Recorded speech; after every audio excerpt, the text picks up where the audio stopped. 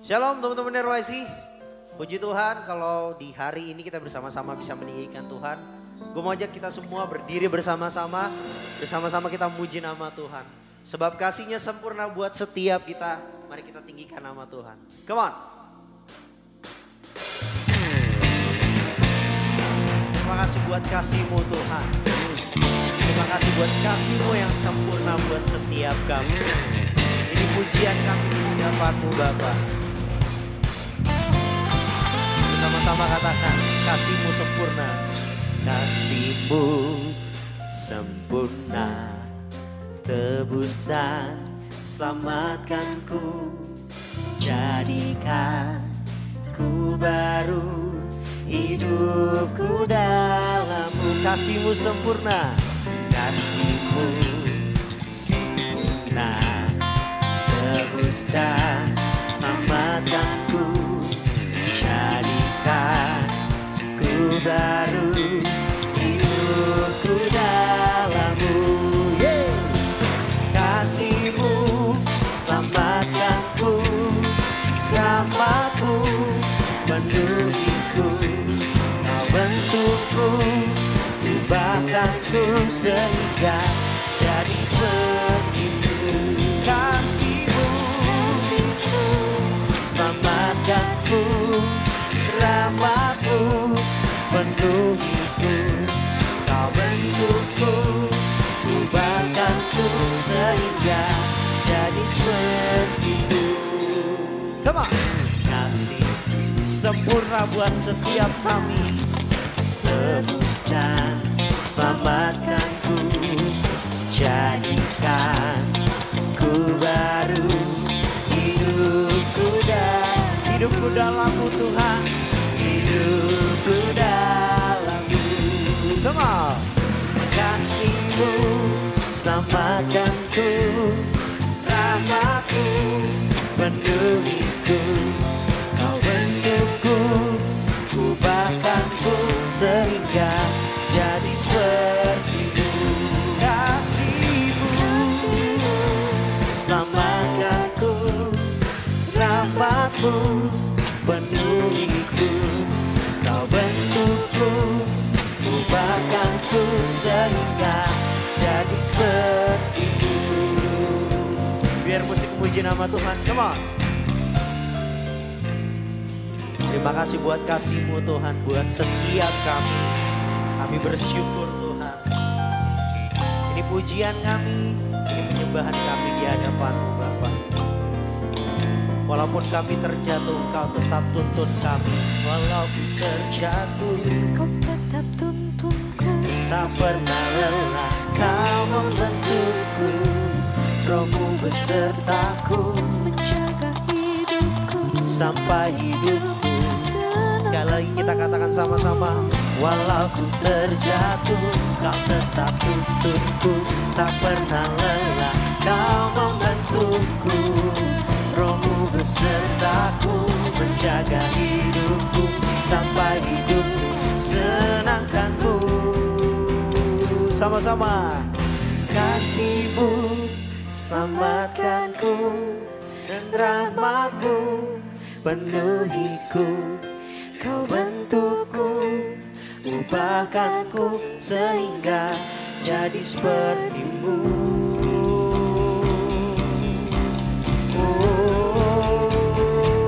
Sama-sama katakan.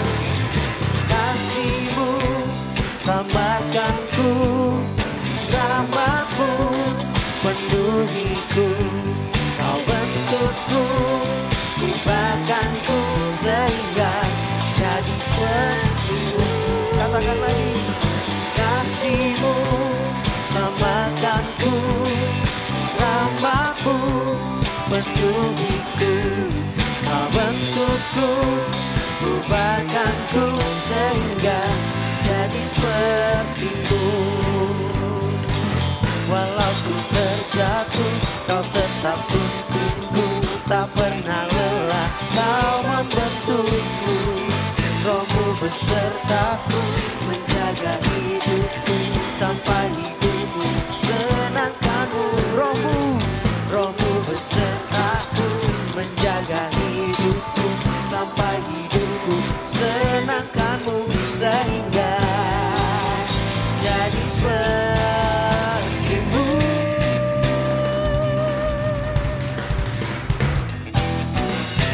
Kita berikan tepuk tangan sorak-sorak yang terbaik buat Tuhan kita.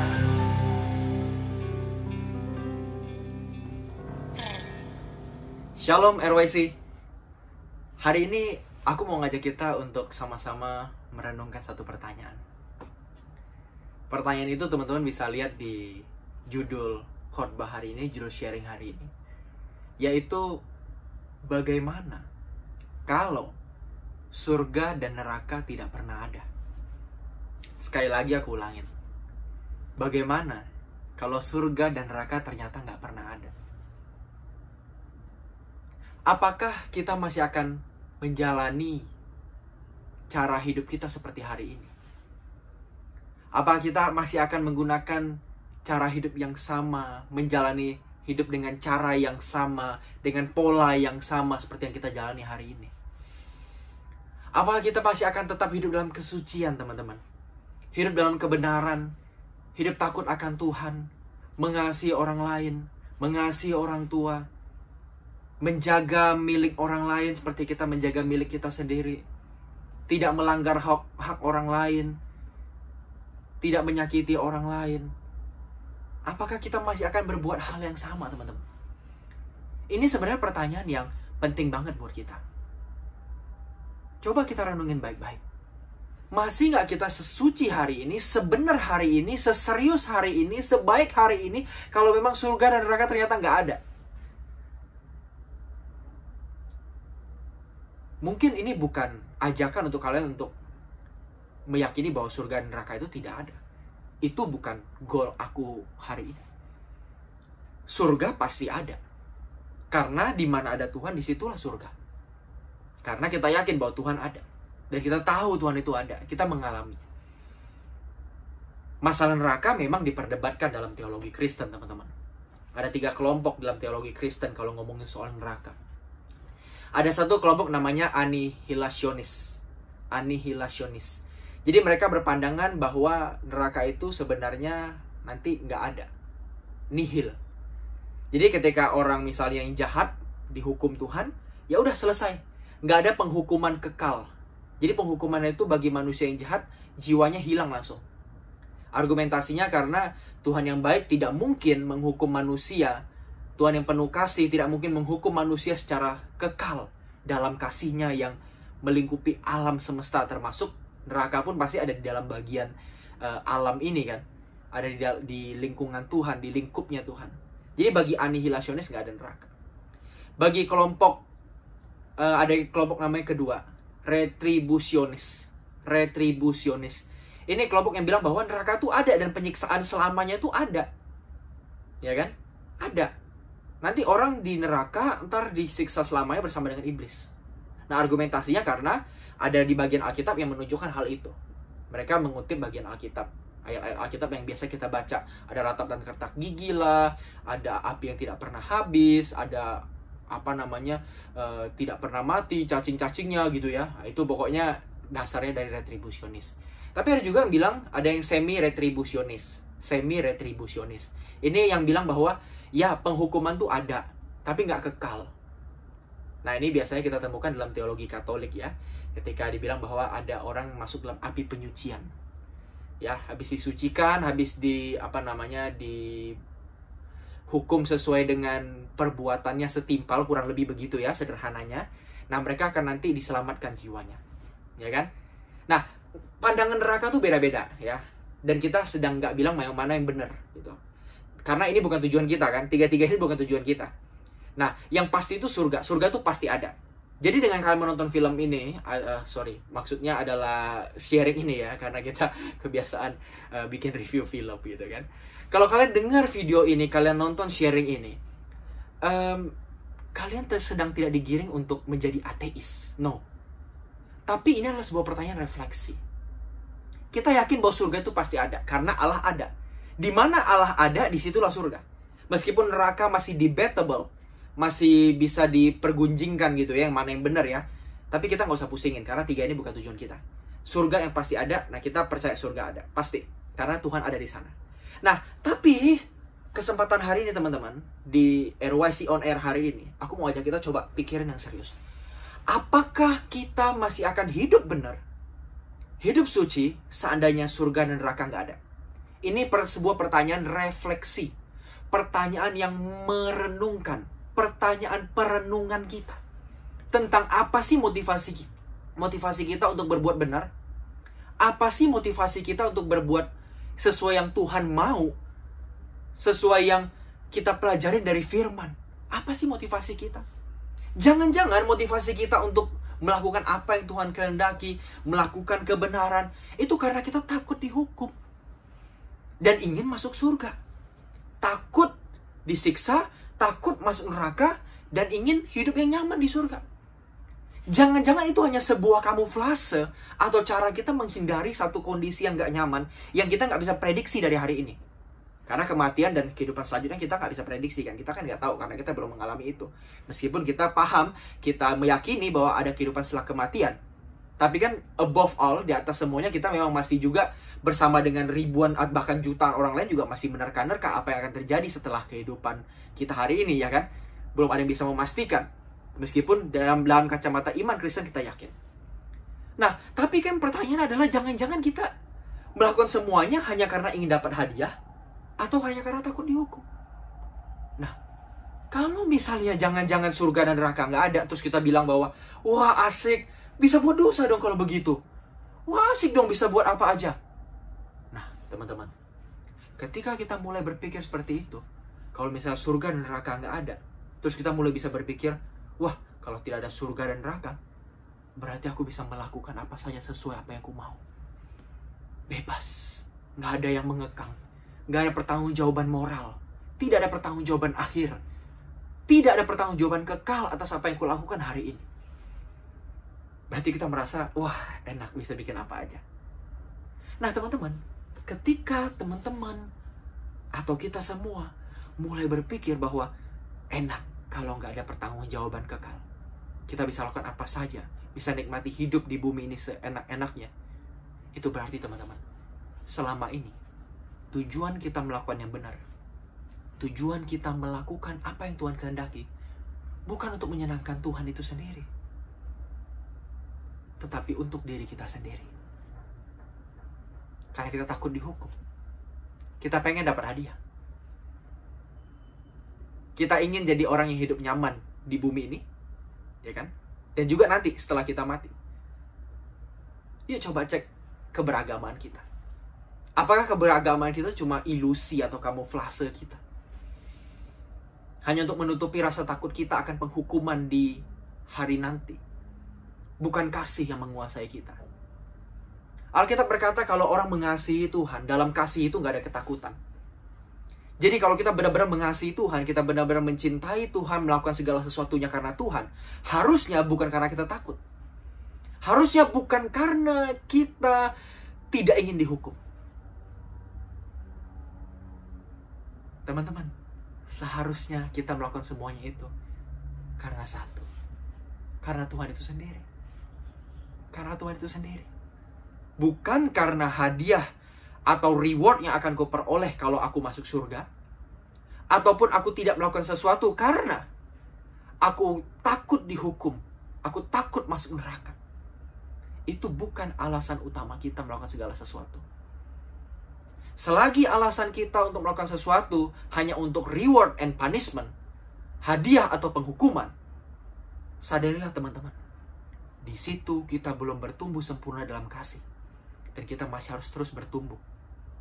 Saya tidak katakan bahwa orang-orang yang bertobat karena takut neraka, karena ingin kembali pulang ke surga, bertemu dengan Tuhan Yesus, itu satu hal yang salah. Tidak. Tapi itu adalah pertumbuhan rohani yang belum sempurna, belum utuh. Sehingga kita butuh pertumbuhan selanjutnya, teman-teman. Pertumbuhan selanjutnya. Pengenalan, pengetahuan akan Tuhan yang lebih lanjut. Yang mengubah mindset kita dan akhirnya mengubah cara kita bertindak, teman-teman. Jangan sampai kalau nggak ada surga, nggak ada neraka, kita langsung protes. Loh, kalau kayak gitu aku nggak hidup benar. Ngapain hidup benar? Susah-susah di bumi. Kok nggak ada kehidupan kekal? Toh nggak ada penghukuman kekal atau kenyamanan kekal. Teman-teman, aku paham bahwa kita mengimani adanya surga atau kehidupan kekal bersama dengan Tuhan. Tapi ingat, hari ini aku mau ngajak kita merenungkan apa motivasi kita dalam menggelar, menjalani hidup hari ini. Kesucianmu, kekudusanmu, kebenaranmu, keadilan yang kau lakukan, apa latar belakangnya? Yuk kita merenungkan bersama-sama, teman-teman. Sambil kita refleksi yang jujur, termasuk juga saya. Termasuk saya juga harus refleksi yang jujur. Apakah saya melayani Tuhan, menjadi pendeta, menjadi orang baik di tengah masyarakat, menjadi orang yang berusaha seperti Yesus hanya karena ingin masuk surga dan takut masuk neraka? Setiap kita harus mempertanyakan ini dengan serius supaya kita benar-benar bisa bertumbuh dalam Tuhan. Dan akhirnya pertumbuhan dalam Tuhan, pengubahan karakter itu bukan satu hal yang beban. Bukan beban. Tapi itu jadi sukacita, jadi kebutuhan.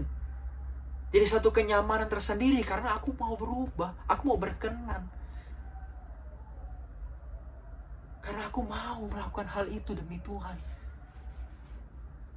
Bukan karena diriku sendiri. Sadar nggak teman-teman, kalau kita misalnya melakukan sesuatu atau menjalani hidup ini, melakukan kebenaran, kebaikan, kasih, hanya karena mau masuk surga dan takut masuk neraka, sebenarnya itu menggambarkan 3 hal. Itu menggambarkan 3 hal, teman-teman. Pertama, itu menggambarkan bahwa sebenarnya ketika kita percaya sama Tuhan, kita beragama Kristen, itu pun untuk diri kita sendiri. Kita bukan hidup untuk kepentingan Tuhan. Loh, buktinya apa? Buktinya, ketika kita bertuhan pun, kita masih memikirkan, bagaimana aku dengan hidupku ini? Aku ikutin Tuhan dan aku dapat timbal baliknya, yaitu surga. Gimana caranya aku melakukan apa yang Tuhan suruh, terus aku gak masuk neraka? Loh, itu buat siapa? Buat kita kan? Egosentris itu. Masih berpusat pada kita. Karena apa? Aku takut dihukum. Aku ingin hidup nyaman nanti. Aku, dan aku. Masih aku tujuannya, bukan Tuhan. Ketika kita masih reward and punishment, kita masih mikir bahwa apa yang bisa aku peroleh kalau aku melakukan hal ini. Perhatikan, apa yang bisa aku peroleh? Aku. Ya kan? Itu pola keberagaman pada umumnya yang menunjuk pada apa yang bisa aku peroleh kalau aku melakukan ini. Ketuhanan yang benar, keberagaman yang benar, itu bukan soal aku, tapi soal engkau dan kita. Kebertuhanan yang benar itu bicara soal engkau, Tuhan, dan kita bersama-sama dengan orang lain. Kalau kita masih reward and punishment, masih takut dihukum, itu masih egosentris. Yang kedua sebenarnya, kalau kita masih terikat sama reward and punishment bukan dengan Tuhan itu sendiri. Yang kedua, itu menunjukkan sebenarnya kita hanya menjadikan Tuhan sebagai alat atau instrumen. Kematian Tuhan, darah Tuhan, keselamatan dalam Tuhan Yesus, pribadi Tuhan Yesus, itu hanya instrumen kita. Bagaimana cara kita menyelamatkan diri? Balik ke yang pertama, aku lagi. Tuhan sebagai instrumen, bukan Tuhan sebagai subjek. Harusnya Tuhan itu sebagai subjek, bukan instrumen yang diperalat. Oh, aku memikul salib, aku mengasihi Tuhan, aku menyangkal diri, supaya aku bisa menyeberang ke surga. No. Supaya aku seperti Yesus, itu yang benar. Yesus bukan instrumen, Yesus adalah tujuan. Yesus adalah segalanya. Yesus adalah perjalanan sekaligus tujuan. Kenapa Yesus adalah perjalanan? Karena kita berjalan bersama Dia. Kenapa Yesus adalah tujuan? Karena pada akhirnya kita ingin bersekutu dengan Dia dalam keabadian. Gak peduli mau di mana itu. Mau di tempat apa kayak kita gak peduli. Di mana ada Tuhan, di situ aku bahagia, di situ aku sukacita. Itulah langit baru dan bumi yang baru, di mana aku bersama-sama dengan Tuhan. Tempatnya bisa di planet lain, bisa dimanapun. Kita gak pusingin itu. Yang kita pentingin gimana aku bersama dengan Tuhan dalam keabadian. Yesus adalah perjalanan. Jesus is a journey. And yet, He is the destination. Dia adalah perjalanan kita. Dan Dia adalah tujuan kita. Sekaligus tujuan kita. Jadi Tuhan Yesus bukan instrumen, teman-teman. Kalau kita masih mikir, oh aku bisa dapat apa, nanti aku dihukum apa kalau aku ngelakuin ini, itu masih instrumen. Tuhan Yesus sebagai instrumen. Instrumen untuk memberikan hadiah atau instrumen untuk memberikan hukuman. Itu Tuhan sebagai instrumen. Kalau kita memikirkan begitu. Yang ketiga, orang yang masih mikirin reward and punishment, apa sih yang bisa aku peroleh, apa sih yang akan aku peroleh, aku terhukum karena aku melakukan hal ini, karena melakukan hal itu. Sebenarnya dia tidak mengerti isi keselamatan. Dia tidak memahami isi keselamatan dalam Tuhan Yesus. Dia tidak memahami apa isi keselamatan dalam Tuhan Yesus. Isi keselamatan dalam Tuhan Yesus bukan hanya sekedar memindahkan manusia ke surga, tapi mengubah setiap manusia, inner man kita, inner beauty kita, menjadi seperti dia. Jadi mengubah esensi kemanusiaan, substansi kemanusiaan, inti kemanusiaan yang diubah. Karakternya, bagaimana engkau bertegur sapa dengan orang lain, gimana kita menyajikan keramah tamahan pada orang lain, bagaimana kita melayani orang lain, bagaimana kita menganggap orang lain lebih penting daripada kita, bagaimana kita mengasihi orang yang membenci kita, memusuhi kita, menyakiti kita, bagaimana kita mengasihi Tuhan Allah dengan segenap hati, jiwa, akal budi, tanpa reward and punishment pun aku bersedia. Itu yang dibetulin di sini. Jadi isi keselamatan dalam Tuhan Yesus bukan bagaimana kita bisa memindahkan tubuh dan jiwa kita nanti yang mati ini ke surga. Yaitu suatu hal yang pasti, itu buahnya. But that is not the content. Itu bukan isi, itu bukan main problem, main issue dalam keselamatan Kristen. Keselamatan Kristen main issue-nya adalah gimana karakter kita bisa seperti Yesus. Seperti Yesus yang memperjuangkan keadilan, memperjuangkan kebenaran, mengasihi orang lain tanpa batas, nggak peduli latar belakangnya, status ekonomi, identitas gender, orientasi seksual, kelasnya, apapun itu nggak peduli. Dia bisa mengasihi orang lain tanpa pandang bulu. Itu yang masih diubah. Karena kita masih pandang bulu, teman-teman. Kita masih lihat siapa yang enak sih jadi teman, siapa sih yang nggak enak. Bukan karena karakternya loh, bukan karena kualitasnya, tapi kita sekarang lihat penampilannya, lihat kelasnya. Orang nih kayaknya warna kulitnya beda dari aku. Tubuhnya juga bau. Bentuk tubuhnya, nggak gua banget. Nah, ketika kita mulai melihat manusia seperti itu, dari warna kulit, agama, bentuk tubuh, wah, itu kita belum jadi seperti Yesus. Dan kekristenan itu hendak memulihkan hal itu. Bagaimana kita melihat manusia lain. Bagaimana manusia batiniah kita itu diperbaiki. Dalam setiap pikiran, perasaan kita yang tersembunyi sekalipun, itu benar-benar sempurna, berkenan, seperti yang Tuhan mau. Itu tujuan utamanya, teman-teman. Itu tujuan utamanya. Isi keselamatan itu mengubah pikiran. Mengubah inner man kita. Manusia batiniah kita, teman-teman. Mengubah manusia batiniah kita. Kalau orang fokus mengubah manusia batiniah, gimana dia bisa menjadi manusia yang memanusiakan orang lain dan menjadi manusia yang menuhankan Tuhan dengan benar? Dia nggak akan pusing reward and punishment. Semua itu hanya buah, tapi bukan tujuan. Nah, jadi gimana nih caranya supaya kita benar-benar bisa menjadi manusia yang sesuai, tepat. Nggak cuma takut dihukum dan ingin memperoleh kenyamanan. Gimana sih caranya? Ada satu tips sederhana. Satu tips sederhana. Ya, aku mau bagiin hari ini. Tips itu adalah, ingatlah bahwa setiap kita adalah manusia yang segambar dan serupa dengan Allah. Aku ajak kita buka Alkitab dulu. Dari Kejadian pasal 1 ayat 26. Kejadian pasal 1 ayat 26.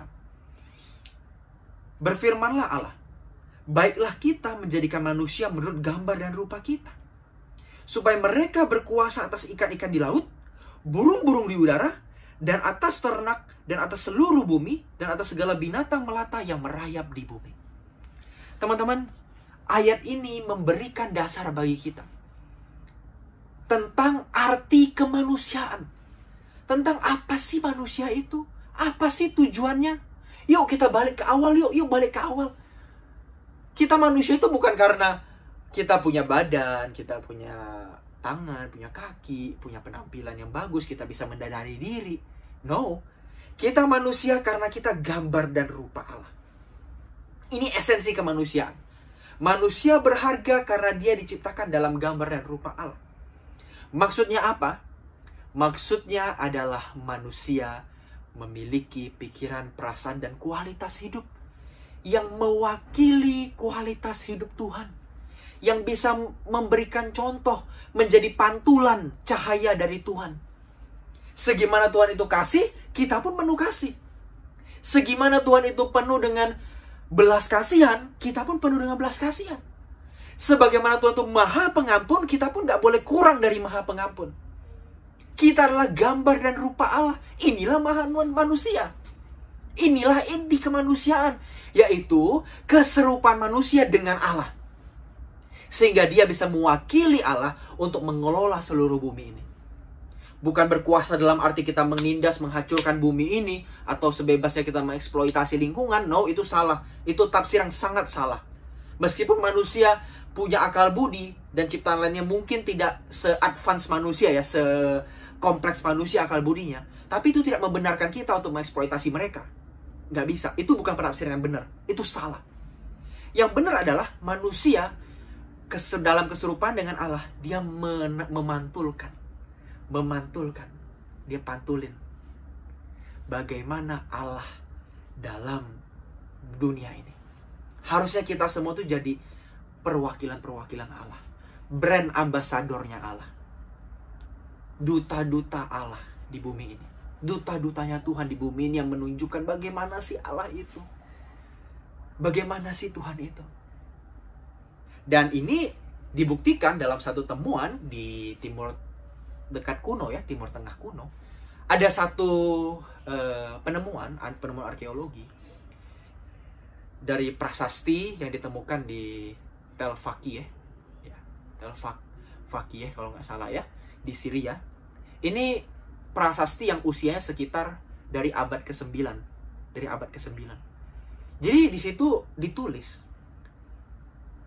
bahwa seorang raja Syria, King Hadad Shih ya, Raja Hadad, itu membuat patung di kota-kota di mana dia berkuasa. Dan di prasasti itu ditulis, raja itu membuat patung dalam gambar dan rupanya. Lihat, menggunakan kata yang sama, dalam gambar dan rupanya. Ternyata teman-teman, di timur dekat kuno sudah menjadi kebiasaan bahwa seorang raja itu membuat satu patung. Membuat patung dirinya yang persis dengan dirinya, serupa segambar dengan dia, ditaruh di daerah jajahannya, ditaruh di daerah kekuasaannya. Untuk apa? Untuk menunjukkan bahwa dia pun hadir di situ untuk memerintah. Perhatikan baik-baik. Raja itu hadir di situ untuk memerintah melalui patung yang dibuat sesuai gambar dan rupanya. Ini penemuan arkeologi. Prasasti itu mencatat bahwa raja itu membuat patung dirinya sesuai dengan gambar dan rupanya. Perhatikan. Nah, ini memberikan dukungan, memberikan bukti, memberikan penjelasan bagi ayat yang kita baca tadi. Maksudnya apa sih Tuhan membuat manusia menurut gambar dan rupanya? Diciptain menurut gambar dan rupa itu maksudnya apa? Maksudnya adalah, di mana manusia hadir, disitulah Tuhan hadir. Ingat teman-teman, kita tuh adalah perwakilan Allah. Kita tuh harusnya memantulkan keserupaan dengan Allah. Nilai jiwa kita, nilai diri kita itu begitu luar biasa, begitu berharga. Bahkan sampai Tuhan mempercayakan kesegambaran dan keserupaannya dalam diri kita. Kita menjadi gambar dan rupa Allah. Punya pikiran, perasaan, kehendak yang persis seperti Allah. Yang bisa memantulkan kualitas Allah. Memantulkan kebaikan, kasih, pengampunan, pemeliharaan, perlindungan kepada orang lemah. Waduh, kita pokoknya Allah banget. Dalam tanda kutip ya, Allah banget, Allah kecil pastinya. Kita nggak pernah menjadi seperti Allah. Nah, kalau demikian, kalau kita udah punya pemikiran begini, ya, jadi aku tipsnya tentang reset your mind. Who you think you are. Kamu bukan manusia yang, oke, hari ini aku hidup, abis itu aku akan masuk surga apa neraka ya? Oh ya udah deh, karena aku takut masuk neraka, aku takut menderita, ya udah aku masuk surga. No, bukan karena takut atau pengen mendapatkan reward, bukan. Tapi karena kita tahu siapa kita. kita tahu siapa kita. Aku adalah gambar dan rupa Allah. Sudah sepantasnya, sudah semestinya, sudah seharusnya aku mengasihi Dia yang menciptakan aku menurut gambar dan rupanya. Sudah sepantasnya, sudah seharusnya, sudah semestinya aku mengasihi orang lain, memiliki belas kasih pada orang lain, mencintai orang lain seperti Dia mencintai aku.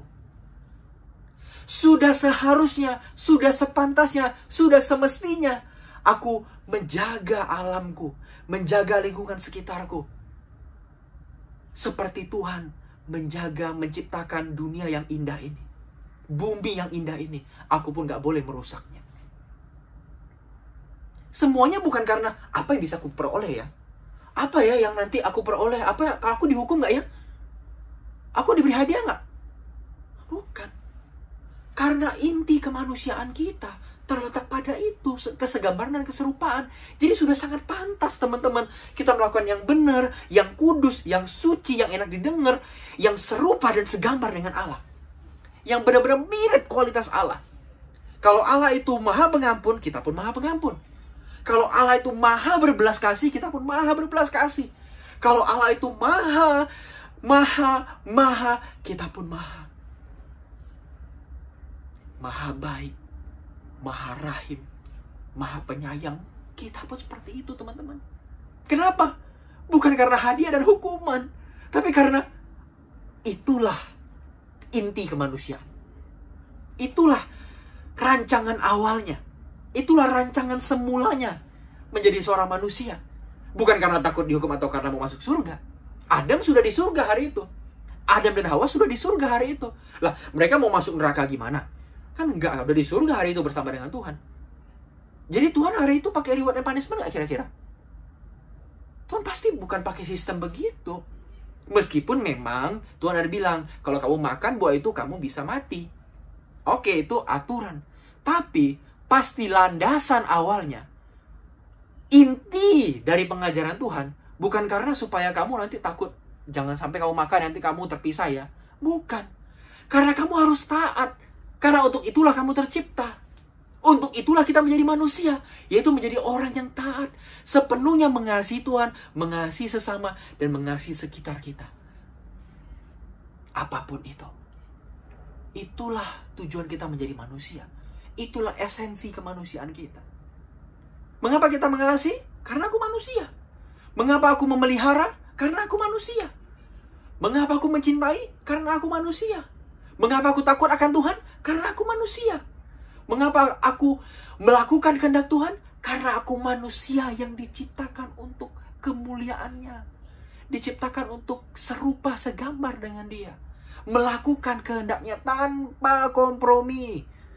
Tanpa reward and punishment pun aku bersedia. Karena Engkaulah yang telah menjadikanku.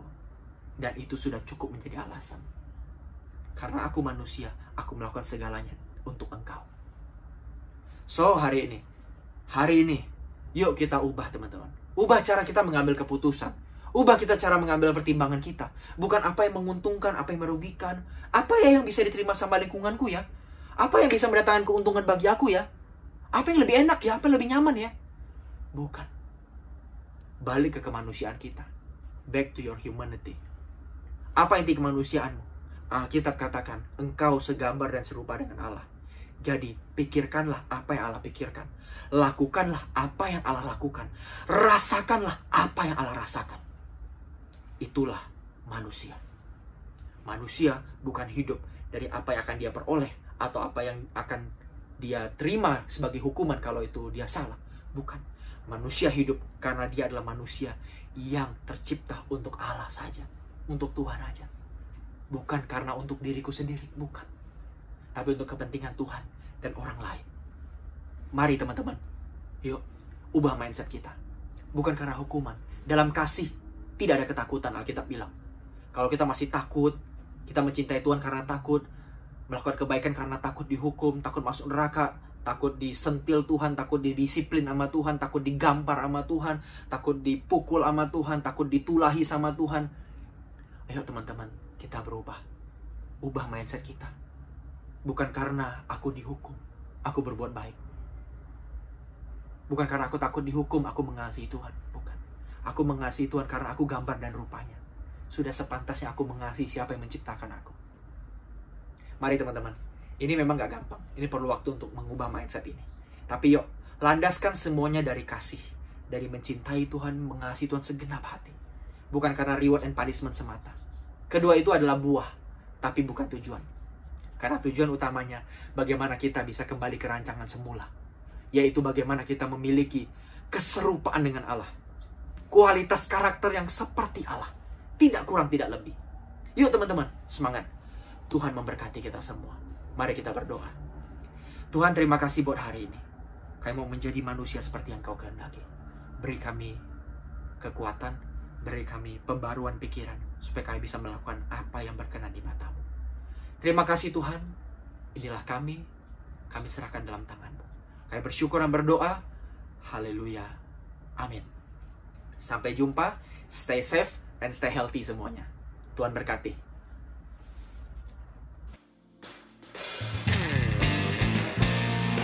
Terima kasih buat kasih-Mu Tuhan. Terima kasih buat kasih-Mu yang sempurna buat setiap kami. Ini pujian kami di hadapan-Mu Bapa. Bersama-sama katakan, kasih-Mu sempurna. Kasih-Mu sempurna, tebus dan selamatkanku, jadikan ku baru, hidupku dalam-Mu. Kasih-Mu sempurna, kasih-Mu sempurna, tebus dan selamatkanku, jadikan ku baru, hidupku dalam-Mu. Kasih-Mu selamatkanku, rahmat-Mu menuhiku, Kau bentukku, ubahkanku sehingga jadi seperti-Mu. Kasih-Mu selamatkanku, rahmat-Mu menuhiku, Kau bentukku, ubahkanku sehingga jadi seperti-Mu. Come on. Kasih sempurna buat setiap kami, tebus dan selamatkanku, jadikan ku baru, hidupku dalam-Mu Tuhan, hidupku dalam-Mu. Come on. Kasih-Mu selamatkanku, rahmat-Mu menuhiku, Kau bentukku, ubahkanku sehingga jadi seperti-Mu. Kasih-Mu selamatkanku, rahmat-Mu penuhiku, Kau bentukku, ubahkanku sehingga jadi seperti-Mu. Biar musik puji nama Tuhan, come on. Terima kasih buat kasih-Mu Tuhan, buat setiap kami. Kami bersyukur Tuhan. Ini pujian kami, ini penyembahan kami di hadapan-Mu Bapa. Walaupun kami terjatuh, Kau tetap tuntun kami. Walaupun terjatuh, Kau tetap tuntunku, tak pernah lelah Kau membentukku. Roh-Mu besertaku menjaga hidupku sampai hidupku. Sekali lagi kita katakan sama-sama. Walau ku terjatuh, Kau tetap tuntunku. Tak pernah lelah Kau membentukku. Roh-Mu besertaku menjaga hidupku sampai hidupku. Senangkan-Mu sama-sama. Kasih-Mu selamatkanku, dan rahmat-Mu penuhiku. Kau bentukku, ubahkanku sehingga jadi seperti-Mu. Oh, sama-sama katakan, selamatkanku, rahmat-Mu penuhiku, Kau bentukku, ubahkanku sehingga jadi seperti-Mu.